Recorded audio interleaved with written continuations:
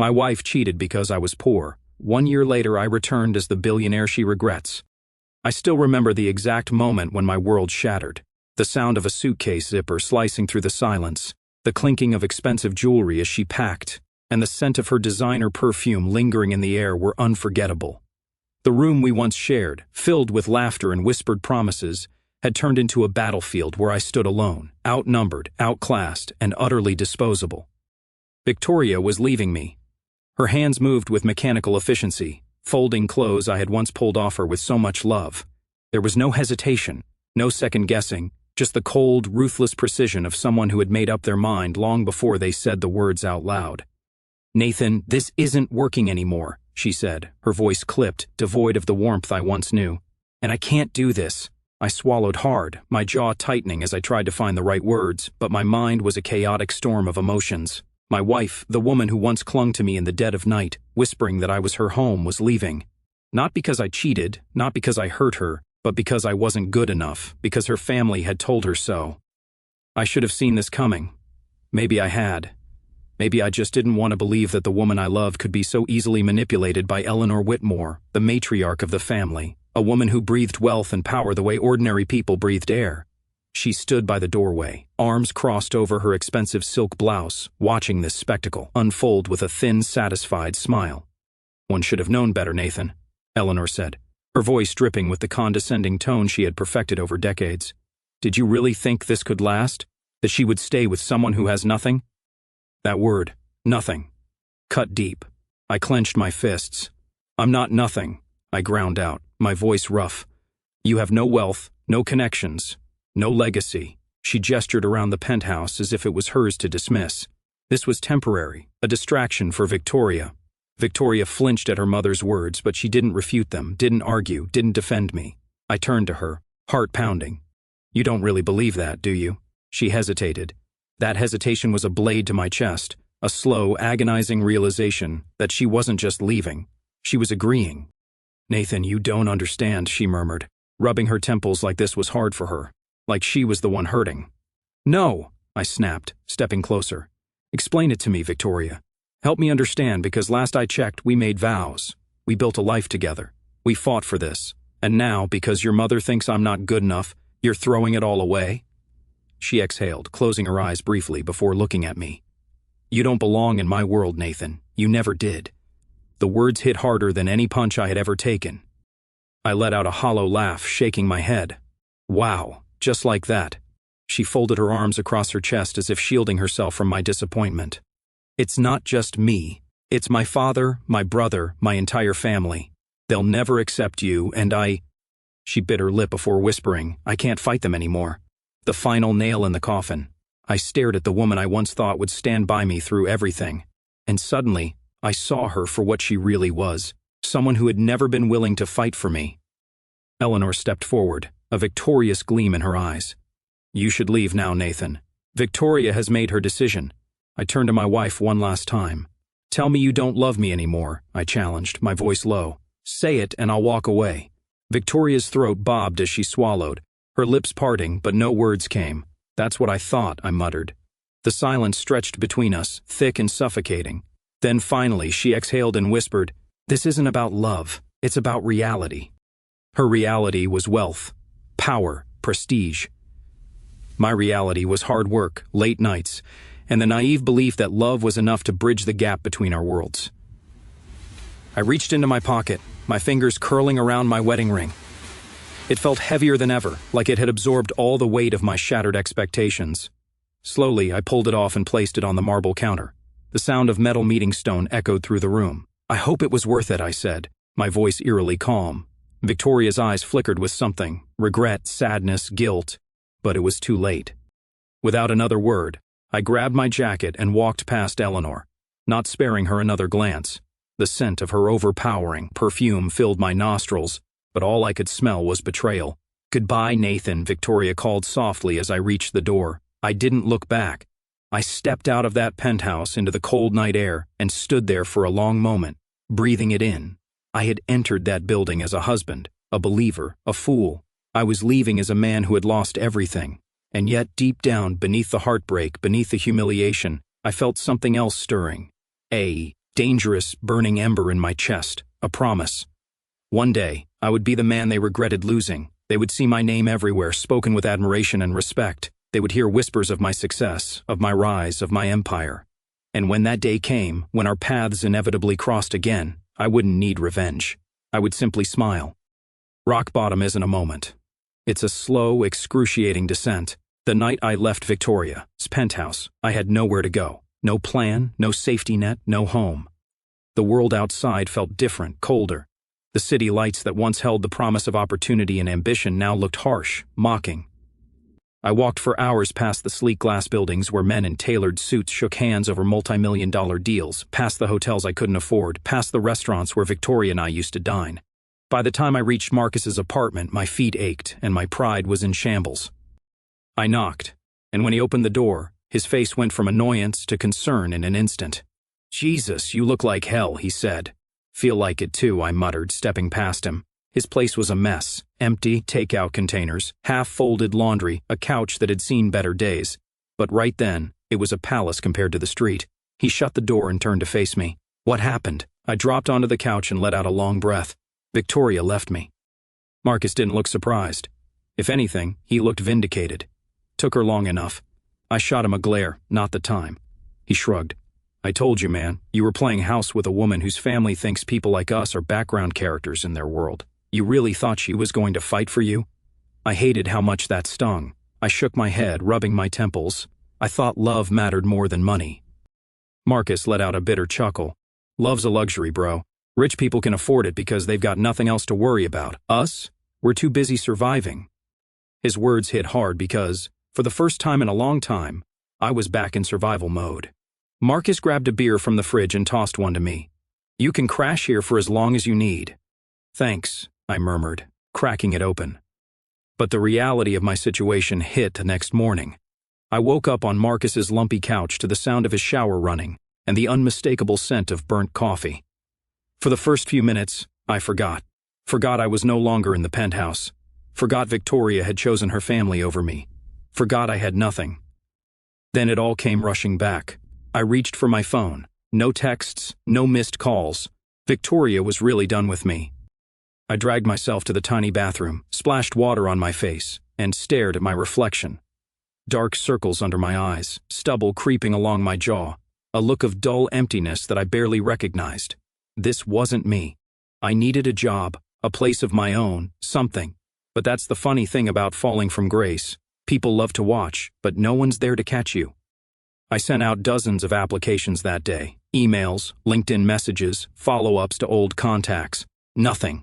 Calls went unanswered. Messages were read and ignored. It didn't take long to realize why. I'd spent the last few years living in Victoria's world, attending events with the Whitmores, making connections in circles where my last name didn't belong. Every opportunity I had was linked to her family's influence. Now that I wasn't her husband, I was just another nobody. By the end of the week, I had depleted what little savings I had left. Rent was out of the question, so I stayed at Marcus's place, humiliated and restless, watching my life disintegrate one unpaid bill at a time. The worst part? I started to believe Eleanor Whitmore was right. Maybe I was nothing after all. 2 months passed, and I had nothing to show for it. Marcus did his best to help. He got me a bartending gig at a rundown pub, just enough to scrape by. But every night I stood behind that bar pouring drinks for men who looked like I used to look, confident, successful, untouchable, and it made me sick. One night I served a former colleague from the finance firm I once worked at. He didn't recognize me at first, then his eyes widened. "Nathan, holy man, what are you doing here?" I forced a smirk. "Just keeping busy." He let out a low whistle. "Damn. Heard about the divorce, but I didn't think it was this bad." I swallowed my pride and shrugged. "Yeah, well, life happens." He glanced around as if making sure no one else was watching, then leaned in. "Look, between us, the Whitmores put out word that you're blacklisted in finance. No one wants to touch you, man. The air left my lungs." "You're joking." He shook his head. "They made sure you wouldn't get a second chance. Apparently, Eleanor doesn't want you embarrassing the family name any further." Embarrassing the family name. I had spent years killing myself to be part of their world, only to be tossed aside and erased like I never existed. I barely made it through the rest of my shift. By the time I got home, Marcus was on the couch flipping through channels. He glanced up. "What's with the face?" I grabbed a beer, took a long swig, then exhaled sharply. "They blacklisted me," I muttered. Marcus frowned. "What do you mean?" "I mean, the Whitmores made sure I'll never work in finance again. They shut every door before I could even knock." Marcus let out a long breath. "Damn." I nodded. "Yeah. Damn." We sat in silence for a moment before he turned to me. "So, what now?" That was the question, wasn't it? What now? For the past 2 months, I had been playing defense, licking my wounds, waiting for some kind of salvation. But no one was coming to save me. No job offers, no second chances, no lifelines. I had 2 choices: stay bitter and let the Whitmores define me, or burn their entire narrative to the ground. Slowly, I leaned forward, gripping the beer bottle in my hands. "I have an idea," I said. Marcus raised an eyebrow. "That sounds dangerous." A slow, determined smile crept across my lips. "It is." That night, something changed. I stopped thinking like a victim and started thinking like a man with nothing to lose. The Whitmores thought they had buried me, but they didn't realize I was the kind of man who thrived in the dark.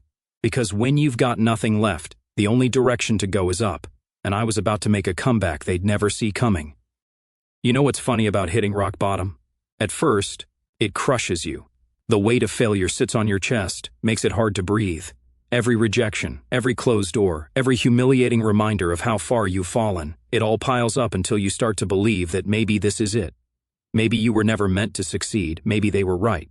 But then something shifts, not all at once, not in some dramatic movie moment. It happens in the quiet, in the exhaustion, in the final breaking point where you realize that no one is coming to save you. No second chances, no lucky breaks, just you. And that's when you stop asking for a way back in and start building your own way out. That was the moment I stopped thinking like a man who lost everything and started thinking like a man who had nothing left to lose. And nothing is more dangerous than a man with nothing to lose. I was still broke, still sleeping on Marcus's couch, still stuck bartending at night to afford gas money. But I had an idea. A year before everything fell apart, I'd been playing around with a concept for a business management app.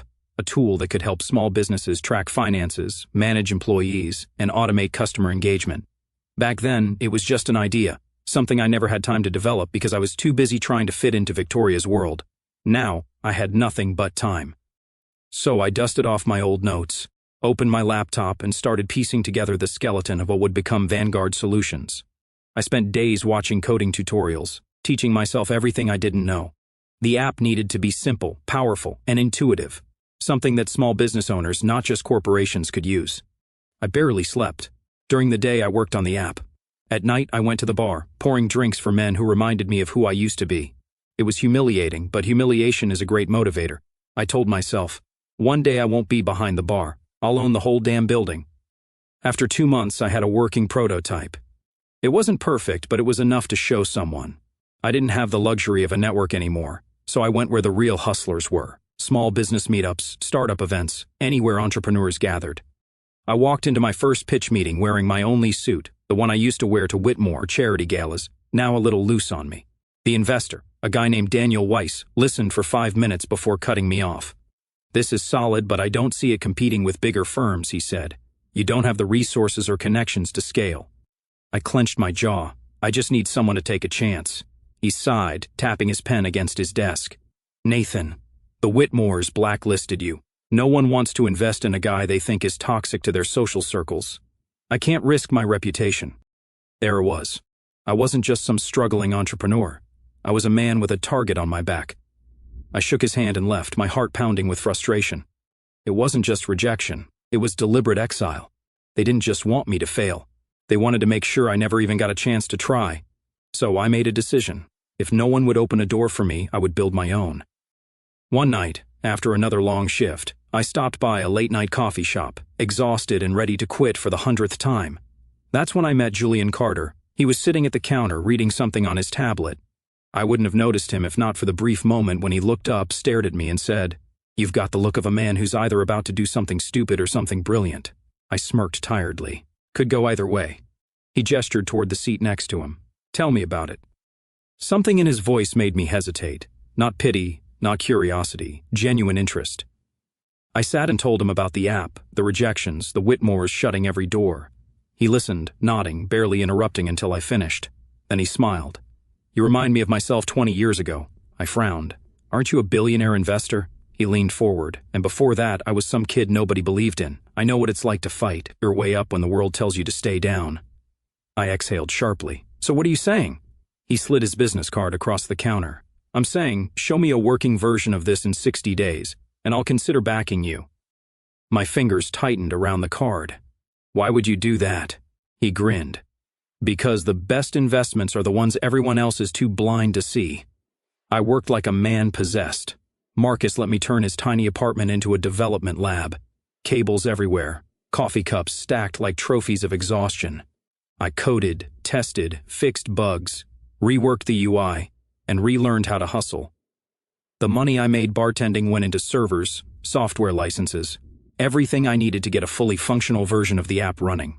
I barely ate, barely slept. Failure here wasn't an option. And on the 59th day, I sent Julian an email. Meet me tomorrow. It's ready. The next afternoon, I walked into Julian Carter's office, heart hammering. I gave him the demo, showed him every feature, every capability. When I finished, he leaned back, steepling his fingers. This is good, he said finally. Really good. I exhaled, waiting. Then he smirked. All right, I'm in. $500,000 for 20% equity. The air left my lungs. You're serious? He extended his hand. What do you say, Nathan? Ready to take the first step toward becoming the kind of man they never saw coming? I gripped his hand and shook. Hell yes. That night, Marcus and I sat on his balcony, drinking the cheapest whiskey we could find. To the comeback, he said, raising his glass. I clinked mine against his. To Vanguard Solutions. Because this was it, the first step toward building an empire. The Whitmores thought they had erased me. They had no idea I wasn't just coming back, I was coming back to dominate. There's something surreal about watching your life shift from survival mode to full-throttle acceleration. For months, I had been drowning, struggling just to breathe. Now I was driving 100 miles per hour, and I had the wheel. Julian Carter's $500,000 investment wasn't just about the money. It was a signal, a green light that someone believed in me, that I wasn't just some discarded failure left in the shadow of the Whitmores. But I didn't let the high of the deal cloud my focus. I knew what this was. An opportunity, not a guarantee. So I worked every single day from sunrise to the dead of night. I poured everything I had into Vanguard Solutions. The first step was hiring the right people. I couldn't build a tech empire alone. So I handpicked a small elite team, developers, designers, and business strategists who weren't afraid of risk, people who, like me, had something to prove, people who weren't born into success but were hungry enough to take it. With the funding secured, we went all in on refining the app. Vanguard Solutions was designed to streamline business operations, bookkeeping, payroll, marketing, automation, the kind of software that small businesses desperately needed but couldn't afford from corporate giants. I personally pitched the app to local businesses, knocking on doors, attending networking events, getting rejected more times than I could count. And then, finally, we landed our first major client, Harborview Hotels, a mid-sized hotel chain looking for a simple, scalable management tool. Their COO was skeptical at first. Why should we trust a startup with our entire business system? I looked him dead in the eye. Because we're hungrier than the big guys, which means we'll work twice as hard to make sure you don't regret it. He signed a 6-month trial contract the next day. After Harborview, momentum picked up. More businesses started signing on. Referrals began spreading like wildfire, and soon, Vanguard Solutions was everywhere. Then came the press. One day I got a call from a journalist at the Financial Post. We've been hearing about your company's rapid rise, she said. We'd love to feature you in our startups to watch section. I agreed, not realizing just how big of a deal this was. A week later, the article dropped, and suddenly investors were calling me instead of the other way around. Vanguard Solutions is disrupting the small business software industry with its intuitive, cost-effective model, it read. Founder Nathan Cole, a former finance executive who built his company from the ground up, is proving that innovation doesn't just belong to the billion-dollar firms. There was one sentence that stood out more than the rest. A man the industry once overlooked is now becoming impossible to ignore. I read that line over and over because that was it. I was no longer forgotten. I was becoming a player. It had been nearly a year since I left the Whitmores' world. For the first time, I wasn't just surviving. I was winning. And then, one evening, my phone rang. A number I didn't recognize. I answered. Nathan Cole. A familiar voice filled the line. Victoria. For a second, I froze. Then I smiled. Victoria. To what do I owe the pleasure? She hesitated. I saw the article about you. Ah, I said, leaning back in my chair. Didn't think you kept up with the business world outside your father's empire. That's not fair, she murmured. I laughed, low and cold. Isn't it? You made your choice, Victoria. She exhaled. I didn't call to fight, I wanted to say I'm proud of you. I stared at the city lights outside my office window, feeling absolutely nothing at her words. There was a time when I would have given anything to hear her say that, but now it meant nothing. Thanks, I said, but I didn't do this for you. A beat of silence. Can we meet? She asked. I let out a slow breath. Why, Victoria? I want to talk. Catch up. I shook my head, even though she couldn't see me. You don't want to catch up. You want to see if I'm still the man you walked away from. Nathan. Goodbye, Victoria. I hung up. Then, for the first time in a long time, I laughed because she thought she was reaching out to the same man she left. But I wasn't that man anymore. That man had died the night she walked away. A month later, Vanguard Solutions was invited to the National Business Tech Summit, the biggest corporate networking event of the year. And guess who was sponsoring it? The Whitmore Group. I accepted the invitation immediately, not out of spite, not out of revenge, but because I wanted them to see me exactly as I was now, the man they discarded, now standing at the top of the industry without them. The night of the event, I walked into the grand ballroom of the Whitmore International Hotel, dressed in a tailored suit that I bought with my own money. I wasn't just attending this event. I was a guest speaker. As I mingled with investors and CEOs, I felt eyes on me. Not just from Victoria, but from Eleanor Whitmore herself. I turned, meeting her gaze across the room. She looked older, more cautious. She didn't smile, didn't approach, because for the first time I wasn't beneath her. I was beyond her reach. Later that night, as I took the stage to speak, I made sure to look directly at her table. Success, I said, isn't about where you come from. It's about resilience, innovation, and proving that no one, not even the so-called elite, gets to define your worth. The applause was thunderous. As I stepped down from the podium, Eleanor turned away, her lips pressed into a thin line. Victoria just sat there, staring at me. I walked past them, not as the man they cast aside, but as the man they would never be able to ignore again, because I had done the impossible. I had beaten them, not with vengeance, not with hatred, but with success. That night, I left the gala with my head held high. I didn't need their approval. I didn't need their acceptance. I had built something greater than them, and that was the real victory, because sometimes the best revenge is simply proving them wrong. Success changes everything, not just your bank account, not just your reputation. It changes how people see you, and more importantly, how they treat you. People who once dismissed you suddenly want to reconnect. The same doors that were slammed in your face magically swing open. And sometimes the ones who walked away find their way back, which is why it was only a matter of time before I saw Victoria again. A week after the business summit, I was at an exclusive investor networking event. Marcus had practically shoved me into attending, saying, "You need to start rubbing shoulders with the real power players now, man. Play the game." So, I played. The venue was a sleek high-rise penthouse overlooking the city skyline. Servers walked around with crystal glasses of champagne, expensive suits filled the room, and the air buzzed with power and money. And then, a familiar voice behind me. "Nathan." I turned. "Victoria." She looked different, the same polished, elegant exterior, but something about her felt off, like she wasn't as sure of herself anymore, like maybe she had realized she'd made a mistake. I let my gaze drift over her, taking my time. "Hello, Victoria," she repeated, like she needed to say my name twice to believe it was really me standing there. I sipped my drink, keeping my expression neutral. "Victoria." A flicker of something crossed her face, nervousness, uncertainty. "I didn't think I'd see you here," she said, adjusting the strap of her designer clutch. I smiled, slow and deliberate. I'd say the same, but I figured it was only a matter of time. Her brow furrowed. "What's that supposed to mean?" I took a step closer, lowering my voice just enough. "It means I knew that eventually you'd come looking." She exhaled sharply. "Nathan, that's not," I cut in smoothly, "not what I think? Not because you saw my name on the guest list and suddenly remembered I existed?" Her jaw tightened. "You really think that little of me?" I tilted my head, pretending to think. "Well, let's see. A year ago, you told me you wanted nothing to do with me, walked away without looking back, and now here you are." She looked away, biting her lip.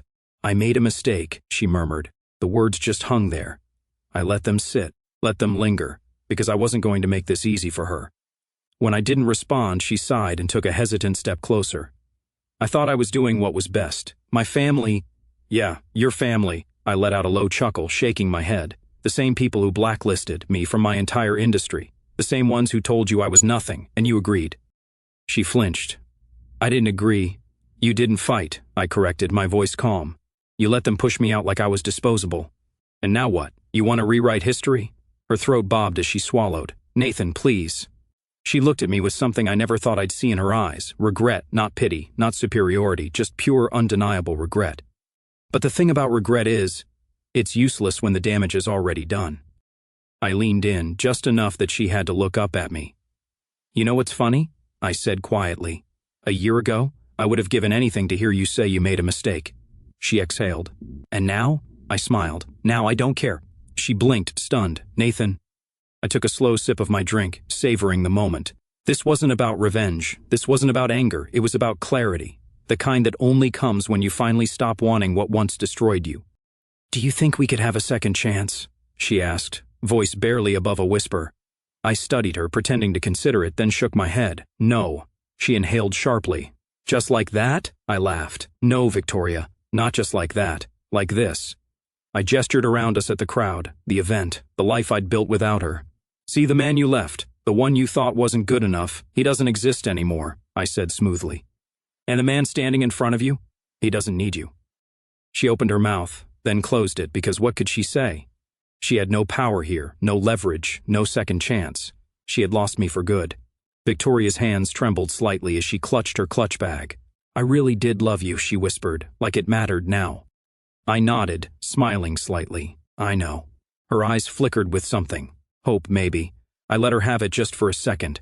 Then I stepped past her, my voice quiet but sharp. But love wasn't enough for you, and now it's not enough for me. She turned to watch me walk away, her breathing unsteady, and I didn't look back. Not this time, not ever again. Some people will always think they can come back, that no matter what they did, they'll still own a part of you. Victoria thought that. She thought I was still the man waiting for her to come back. But that version of me, he was gone. And when she realized that, that's when she knew she didn't just lose me. She lost the best thing she ever had. And that was the best revenge of all. The people who once looked down on you suddenly look up to you. The ones who thought they had all the power realize they have none. Victoria must have thought our conversation at the investor event was a one-time thing, a fluke, a coincidence. But life has a funny way of making sure the people who hurt you watch every inch of your success unfold. And now she wasn't just seeing it, she was on the outside looking in. 2 weeks after the investor gala, Vanguard Solutions landed its biggest deal yet, a $20 million partnership with Roland Enterprises, one of the largest investment firms in the country. The news spread fast. I woke up to calls from reporters, messages from old colleagues, even cold emails from investors who had ignored me months ago. But the best part? The headline that ran across business news outlets everywhere, from blacklisted to billionaire, Nathan Cole's meteoric rise. I read it twice, then I laughed, because the last time my name had been in the media, it was attached to Victoria, to the Whitmore family, to the man they discarded. But now, my name stood on its own. The Roland deal came with one major requirement, an exclusive business summit where I would be a keynote speaker. A night where the biggest players in the industry would be gathered in one room. A night where Victoria, Eleanor, and the entire Whitmore family would be in attendance. When I saw their names on the guest list, I smiled, because I wasn't going to that event as the man they underestimated. I was going as the man they could never ignore again. The night of the event, I walked into the grand ballroom of the Whitmore International Hotel, a place I once wasn't good enough to belong in. The chandeliers sparkled, champagne glasses clinked, and the room was filled with CEOs, investors, and powerhouses. And then I saw her, Victoria, standing across the room, drink in hand, frozen in place as her eyes locked onto me. She wasn't expecting me, not like this, not as a guest of honor, not as the most talked about name in the industry. She took a slow step forward, hesitated, then changed course, like she didn't know if she could face me again. Smart choice. Because now she wasn't the one walking away, I was. As I moved through the event, shaking hands, making deals, I caught Eleanor Whitmore's gaze from across the room. The same woman who once told me I was nothing, the same woman who thought she had erased me, was now watching me hold the room. I saw her whisper something to her husband. Saw the tension in her shoulders because for the first time she wasn't in control. I was. I was talking to a potential partner when a familiar voice broke through. Nathan. I turned. Victoria. She looked up at me, scanning my face like she was searching for something, the man she used to know maybe, but he wasn't there. Victoria, I greeted, calm, unreadable. She let out a breath, a small smile tugging at her lips. I wasn't expecting you here. I tilted my head. Why not? Did you think I'd still be bartending? She flinched. Good. I didn't mean... I smirked. Relax. I know exactly what you meant. She shifted awkwardly, tapping her fingers against her glass. I heard about everything you've built. Vanguard Solutions, the Roland deal. It's incredible. I nodded, taking a sip of my drink. It is. Silence stretched between us. She was waiting for something, for me to crack, for me to say that I missed her, for me to give her an opening back into my life, but I wouldn't because now she was just another person in the crowd. You know, she said softly, I've been thinking a lot about us. I raised an eyebrow. Have you? She nodded, biting her lip like she wasn't sure if she should continue. I know I hurt you, she admitted. I let my family control me, but Nathan, when I see you now, I realize I might have made the biggest mistake of my life. I let her words sink in, because they were exactly what I once dreamed of hearing, but now they meant nothing. I smiled, slow and measured. Victoria, let me ask you something, I said, setting my glass down. She nodded, hopeful. Anything. If I were still struggling, still that man you walked away from, would we be having this conversation? Her lips parted slightly, but no sound came out. I chuckled. That's what I thought. Her face paled. Nathan, it's not like that. It's exactly like that, I leaned in, voice low. You didn't want me when I had nothing, and now you want me because I have everything. She swallowed hard. I never stopped loving you. I smiled. That's the difference between us, Victoria. She blinked. I took a step closer, voice steady. I loved you when I was at my lowest, but I only love the version of me that exists now. Her face crumbled, and for the first time since she left me, she looked like the one who was lost, because she wasn't rejecting me anymore. I was rejecting her. I stepped back, adjusted my cufflinks, and gave her one last nod. Take care, Victoria. She exhaled shakily. Is that it? I smiled. That's all that's left. And then I walked away, not because I needed to, but because I could. And that was the moment I knew she wasn't the one who left me behind. I was the one who outgrew her. Some people will spend their entire lives looking back at what they lost. Victoria would be one of them, because she had a seat at my table once and she threw it away. Now she was just another person watching me from the outside, and me? I was exactly where I was always meant to be, at the top, without her. It doesn't come when you demand it. It comes when you no longer need to demand it. For months, I fought my way out of obscurity, rejection, and betrayal. I had clawed my way back from nothing, built a name, a company, a reputation that people couldn't ignore. And now I had everything they once told me I would never have, and that meant I could walk away from anything without looking back. After the investor gala, I thought that was it, that she'd finally gotten the message, that she'd finally accepted that she'd lost me. But some people, they don't let go until they've exhausted every last opportunity, which is why 2 weeks later I found myself face to face with Victoria once again. I was at the Vanguard Solutions headquarters, finishing up a late-night meeting, when my assistant, Olivia, poked her head into the room. Sir, someone's here to see you. I didn't even have to ask. I already knew. I exhaled slowly, leaned back in my chair and said, send her in, and sure enough, Victoria walked in. She looked nervous, like she knew this was her last chance. I didn't stand, didn't greet her, just watched. Because this time, I wasn't the one fighting to be seen. She was. She hesitated at the door before finally walking in, her heels clicking softly against the floor. This is impressive, she said, looking around the glass-walled office. You've built something incredible. I nodded, expression unreadable. I know. She bit her lip, then met my eyes. Nathan, I held up a hand, stopping her mid-sentence. I already know what you're going to say, I said. You're going to tell me you miss me, that you regret leaving, that you thought you were doing what was best, but now you realize it was a mistake. She swallowed hard. And if I said all of that? I leaned forward, resting my elbows on the desk. I'd tell you what I told you before. She blinked. Which is? I let out a slow breath. That it's too late. Silence. Heavy. Uncomfortable. For the first time, she was the one feeling the weight of rejection. Victoria sighed, lowering herself into the chair across from me. Nathan, I know I hurt you. Stop, I said firmly. She flinched. I let my gaze settle on her, unyielding. You didn't just hurt me. You threw me away. You made me believe I wasn't worth fighting for.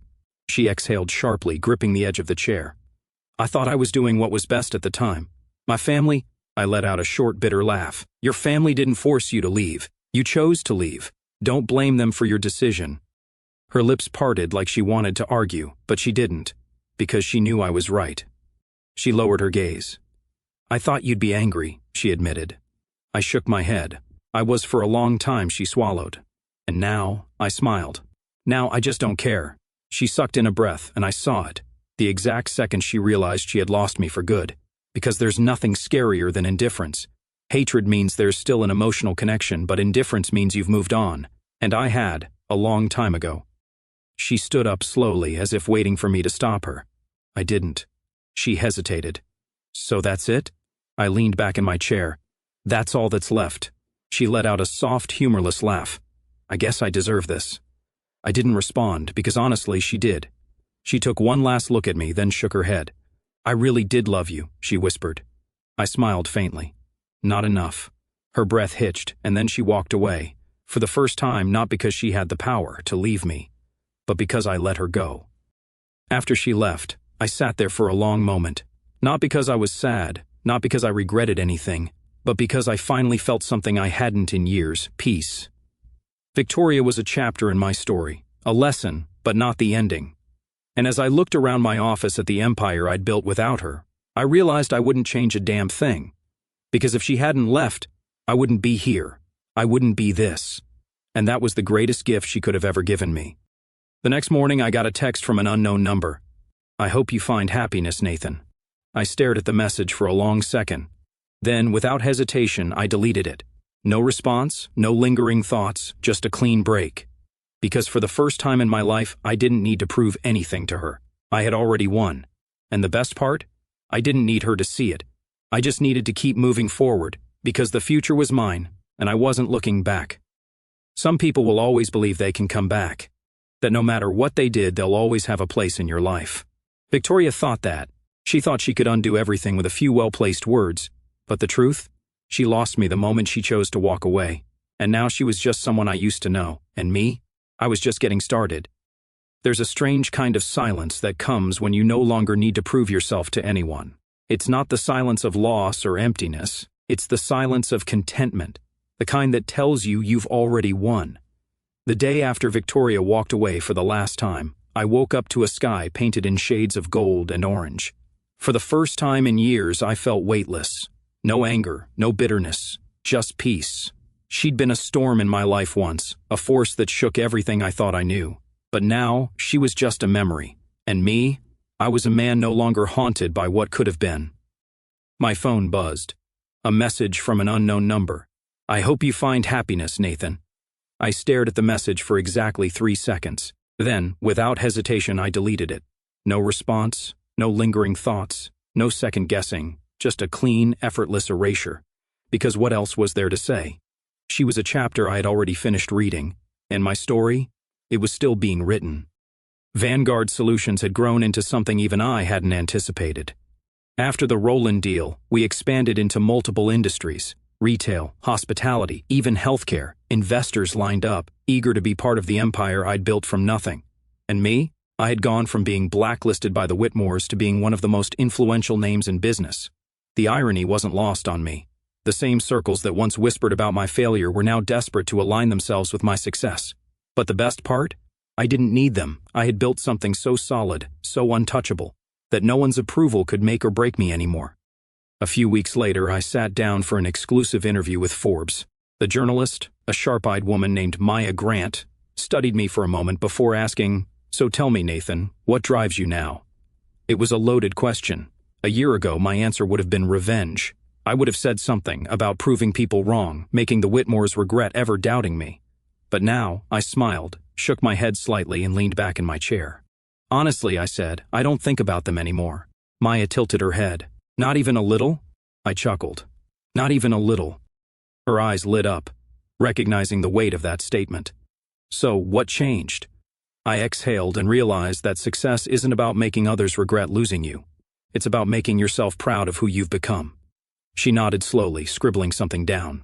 That's powerful. It's the truth, I said, and it was. I hadn't built Vanguard Solutions out of spite. I had built it because I wanted more for myself, because I refused to let someone else's rejection define my worth. And the second I stopped living for revenge and started living for my own fulfillment, that was the moment I truly won. A month later, I was invited to speak at the annual Business Innovation Conference, one of the most prestigious industry events in the country. It was the kind of event I would have never been invited to a year ago, the kind where only the elite spoke. And yet there I was, walking onto that stage as the keynote speaker. As I stood before thousands of executives, investors, and entrepreneurs, I felt none of the nerves I once would have, because I belonged there, because I had earned it. I stepped up to the podium, adjusted the mic, and let my gaze sweep over the crowd. Then I began. A year ago, I was told I wasn't good enough. The room went still. I was told that my background made me unworthy, that because I didn't come from wealth or power, I would never belong in the circles that define this industry. A murmur ran through the audience. I let the silence sit before continuing. And here's what I learned. Success isn't given, it's built, and the people who try to lock you out, they only win if you let them. The murmurs turned into nods of agreement. I let a small smile touch my lips. I stand here today not because someone opened a door for me, but because I built my own. The applause started slow, then it exploded. And in that moment, I knew I had officially rewritten the narrative. I wasn't the man the Whitmores threw away. I was the man who didn't need them at all. That night, I stood on the balcony of my penthouse, looking out over the city. Marcus leaned against the railing beside me, sipping his whiskey. So, what now? I exhaled slowly, watching the skyline glow. Now, I said, I just live. He smirked. No more proving people wrong? I chuckled. I already did that. He nodded. Damn right you did. I lifted my glass. To the life we built. Marcus clinked his glass against mine. To never needing closure from anyone but yourself. I took a sip, letting the warmth settle in my chest, because he was right. I didn't need Victoria's regret. I didn't need Eleanor's approval. I didn't need anyone to recognize my success except me. And that was the greatest victory of all. Not all victories are loud. Some come in the form of walking away without looking back. Some come in the form of peace. Some come when you finally realize you don't need closure from the past when you're too busy building your future. And me, I was finally free.